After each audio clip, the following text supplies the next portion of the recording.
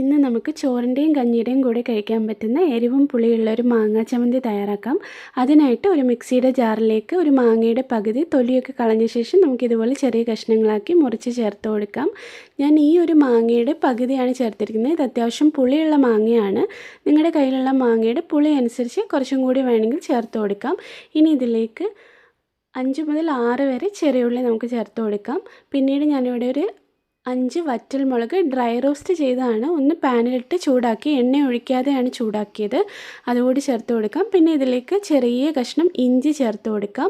ഇനി ഇതെല്ലാം കൂടി നമുക്ക് ഇതുപോലെ ഒന്ന് ചതച്ചെടുക്കാം. അതിനുശേഷം ഇതിലേക്ക് 1/2 കപ്പ് ചിരകിയ തേങ്ങ ചേർത്ത് കൊടുക്കാം. ഇനി കളറിനായിട്ട് ഒരു 1/2 സ്പൂൺ കാശ്മീരി ചില്ലി പൗഡറും ആവശ്യത്തിനുള്ള ഉപ്പും ചേർത്ത് കൊടുക്കാം. ഇനി കുറച്ച് കറിവേപ്പിലയും കൂടെ ചേർത്ത് നമുക്കത് നന്നായിട്ട് അരച്ചെടുത്ത ശേഷം നിങ്ങൾക്ക് വേണമെങ്കിൽ എണ്ണ ഒഴിക്കാം. ഞാൻ എണ്ണയൊന്നും ചേർത്തിട്ടില്ല. ഇത് നന്നായിട്ട് ഉരുട്ടിയെടുത്ത് നമുക്ക് വയ്ക്കാം. നല്ല ചൂട് ചോറിൻ്റെയും കഞ്ഞിയുടെയും കൂടെ കഴിക്കാൻ നല്ല ടേസ്റ്റാണ്.